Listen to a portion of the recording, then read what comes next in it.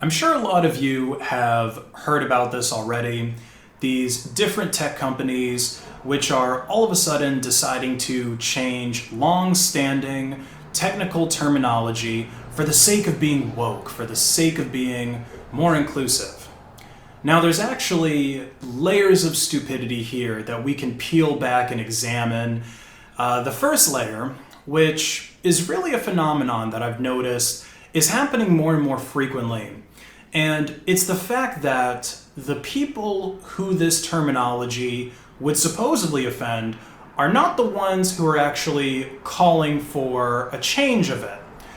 You see, the first three proposed changes here, whitelist to allow list, blacklist to deny list, and master-slave to leader-follower, the implication here is that these terms are racist and they are offensive to black people.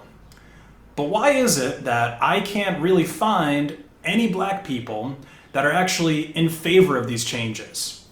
Well, it's because the people who think that this is really important are primarily white and Jewish liberals, who, by the way, never went to a black school. They never lived in a black neighborhood other than maybe the gentrified parts of it, which most black people can't even afford to live in, so I don't really count them as black neighborhoods anyway. These white and Jewish liberals, they never went to a black church. They never went to a black mosque. They never went to a black barbecue or a black block party or even dated a black person. So what makes them think that they actually understand the issues and the challenges of the black community and of black people here in America? Is it because they sat in some African American studies class in college, which again was likely taught by a white or Jewish liberal with no real connection to black people? You see, I've noticed that these types of movements, which are, again, created by white and Jewish liberals, are not really about solving the problems in the black community. At best, these movements will address surface level shit that just sounds good on TV, like saying that, oh, it's not fair because black people are poor, or a certain percentage of black people are poor. Or the new thing that they like to do is just talk about vague systematic racism, okay? Because then it's just ghostly and ethereal, and they don't actually have to nail down any real points. And the reason that they do this is really just so that they can get validation from their peers and get likes on Twitter. Because these people don't really care about blacks. And I honestly think that they don't even really like blacks. At best, they just like the idea of blacks. Because these same white and Jewish liberals, they enjoy seeing black people on TV, right? They like their black superheroes, but they don't actually want black people living in their neighborhoods or being their neighbors. Or they like to have a black governor. They like to have a black president, right? These are the same people who liked Obama, but they don't like a black guy dating their white daughters. So now, to get back to the topic, the next layer of stupidity here is the fact that this terminology will unnecessarily invalidate the technical documentation that already exists. You see, I used to be poor, and when you're a poor person, regardless of your race, you tend to use secondhand stuff. So when I was a poor person studying for my CompTIA A+ and my Network Plus exams, I used older secondhand textbooks, used textbooks.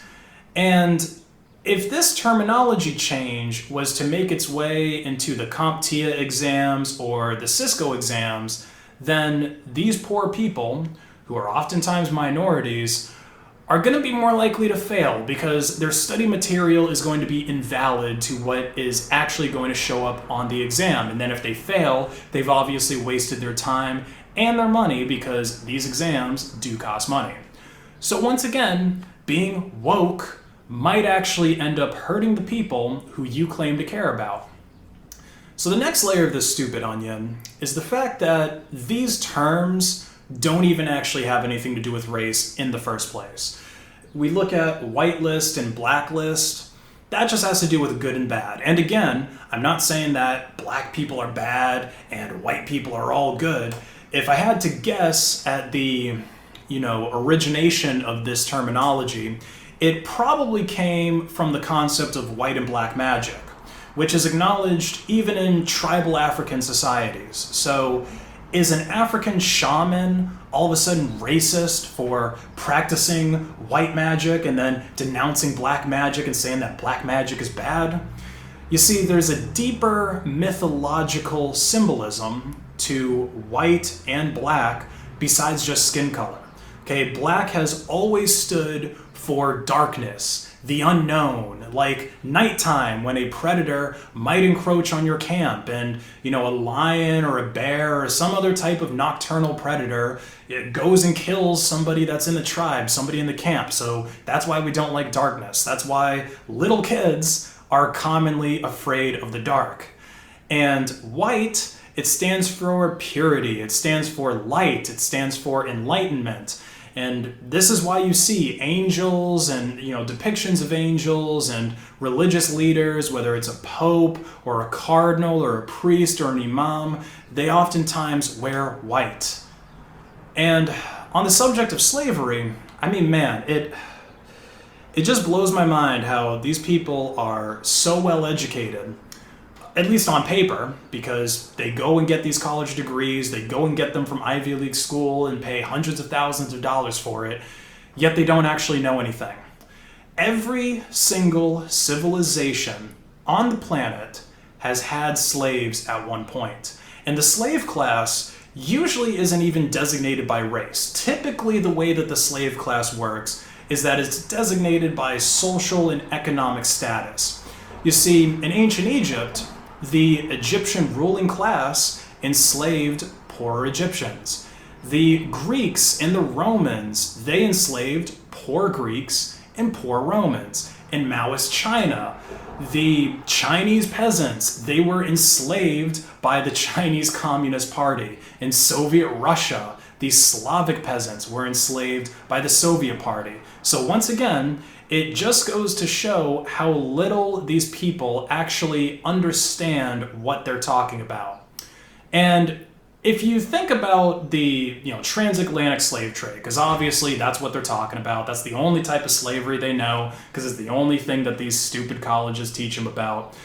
The transatlantic slave trade in America is a lot more complicated than just big old evil white man goes down to Africa, picks up some Africans, and forces them to pick cotton. If you actually knew anything about the transatlantic slave trade, you would know that the Africans were complicit in it. The people who were sold into slavery were members of enemy tribes of the coastal Africans who the Europeans first met. So what actually happened is Europeans came to Africa, they met the tribal leader of Tribe A, and they're like, hey, we're looking for some labor. And he's like, oh yeah, these people over there in Tribe B, they would love for you to round them up and take them away. So that's all it was. It was just them selling their own people, essentially, into slavery.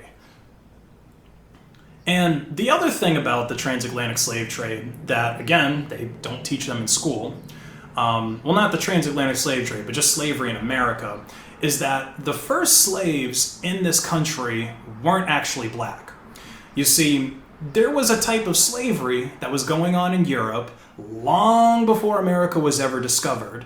It was called serfdom, and then eventually it basically got the name changed to indentured servitude. So the way indentured servitude works is, again, you have the poorer class, the lower class people of a nation. They build up some type of debt. Maybe they needed the debt to buy a house or buy a farm or something like that. And then to pay off that debt, they end up working for a master for 10 or 20 years. So when America was first being settled, they brought their slaves over here. The, English elites, or, not the elites, but, the people who were sent over here to America, they were bringing their indentured servants. And their indentured servants were Irish, Scottish, Spanish, and Portuguese. But the thing about European slaves here in America is that if you make white people work in the hot Georgia summer, picking cotton or doing whatever, before the invention of suntan lotion and sunscreen and aloe vera, they're going to get burned. They're going to get badly sunburned in the hot Georgia heat. And this is before modern medicine, so when you start peeling and stuff like that, and you basically have open wounds, they don't have proper ways to treat it and proper ways to sanitize it. So if these white people didn't just die from heat exhaustion, they would eventually die from infected wounds that were caused by the sunburn. So this is, again, part of the reason why they eventually switched to using African labor instead of white indentured servitude labor, because white people just can't really work out in the summer like Africans can. And the final layer, which realistically is going to be the one that's annoying me the most because it's going to be the one that I actually have to deal with the most, is the fact that these proposed terms are longer than the terms that they replace. So when I'm messaging my work colleagues on Slack, I'm going to have to type more characters so that I can be politically correct, which is just a waste of time. I mean, it takes longer to type person hours than it does man hours. The leader-follower duality contains more characters than the master-slave one. And I'm not interested in having my time wasted just for the illusion of being more inclusive, because I know that black people's position in this country is not going to improve all of a sudden because a bunch of engineers called it a deny list instead of a blacklist. So if you're really interested, if you're in one of these big tech companies and you're really interested in helping black people, first, you should actually take the time, you should spend some time around black people and take the time to have a real understanding of their problems instead of just this bullshit college level one that you got in African American studies. And then you can start solving those, because we really aren't as sensitive to this stuff as you guys keep making us out to be. If you're black, or really regardless of your skin color, if you grew up in a poor neighborhood or a rough neighborhood, you grew up in poverty, you probably have pretty thick skin.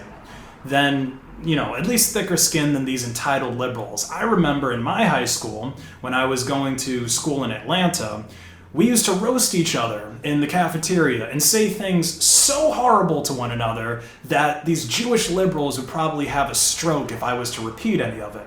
So stop pretending to care about our issues.